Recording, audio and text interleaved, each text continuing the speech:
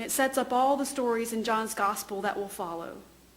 It's the prologue to the miracles Jesus will perform and the teachings he will proclaim. But before John can tell these stories, he's got to talk about light.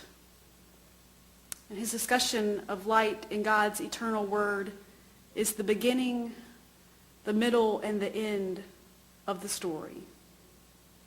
The true light, which gives light to everyone, has come into the world, and the darkness did not, cannot, and will not overcome it. And what's the nature of this light? How do we experience this light? John's beautiful climax of the first chapter comes in verse 14. And the Word became flesh and lived among us. God's eternal Word became flesh. The light of God coming to be with us in the person of Jesus Christ, coming to dwell among us, coming to be a part of who we are, coming into the everydayness of what it means to be human. Not just entering into our joy and our happiness in our lives, but also the pain and sorrow, the confusion and the difficulty we also encounter. And it's not just a story about Jesus. It's God's story. The story of God coming among us.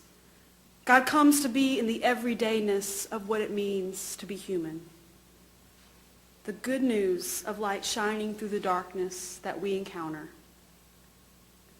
True light has indeed come among us, the light which we celebrate at Christmas. But the reality of our world today, even though we've seen the light, we still live in a world with darkness. Though we've been given the light of Christ, we still carry darkness with us and live in a world with dark corners. The light of Christ comes to us doesn't mean much if we aren't carrying the light of Christ into these dark corners of our world.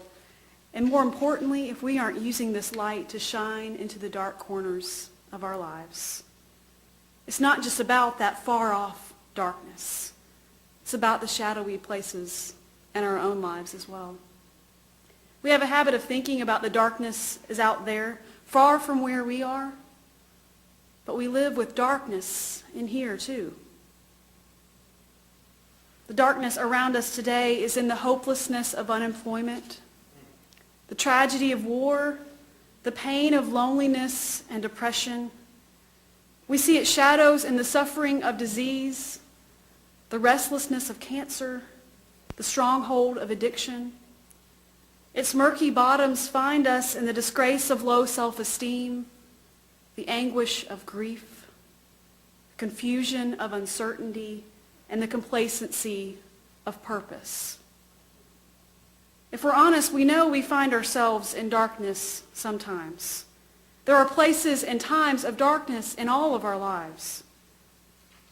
The good news, the gospel story, the darkness does not and cannot and will not overcome this light we know. We find ourselves in darkness, but a candle continues to burn, giving light to our path and warmth to our journey. The true light, which enlightens everyone, has come into the world. Sometimes the light to guide us only shines a few feet ahead on our path. But we continue to walk, trusting the light to guide us, trusting the light for each new step, trusting the light will continue to brighten our path as we go, even if all we can see otherwise is darkness. Elizabeth Gilbert's journey takes her to 3 places. In each place she learns a powerful lesson about how to live again.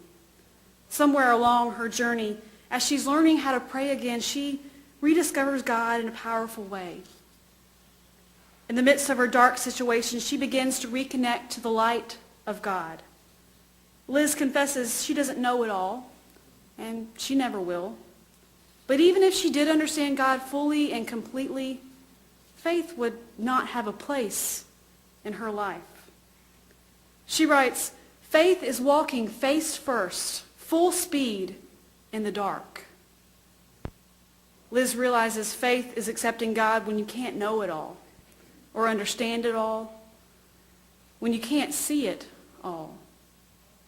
It's a new understanding of faith for Liz, apart from her attempt to rationalize the reality of God in her life, when all she can see is a dim, dark night. Here's her conclusion.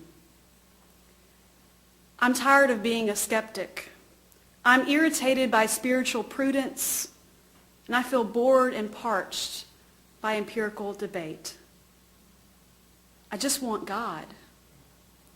I want God inside of me.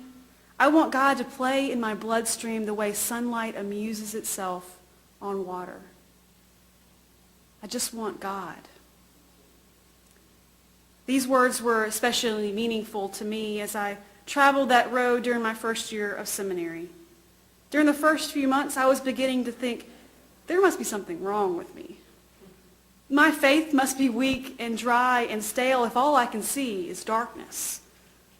And though I found myself struggling through a dark night I did not anticipate, the breaking light of dawn allowed me to keep walking.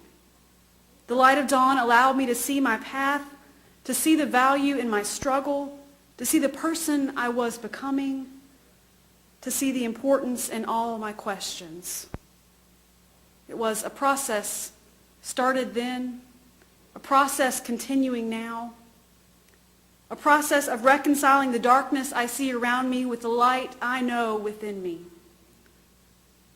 It's a way of working through life's journey in times of light as well as in times of darkness.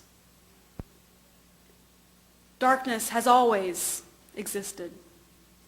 Uncomfortable, unsettling darkness. But the darkness we see will never overcome the light we know. And may we journey together in the knowledge that God is among us even in times and places of deep darkness. May we be surrounded by the light of Christ even though in darkness we may sometimes tread. May we find our hope in the breaking light of dawn, for true light has indeed come among us. Amen.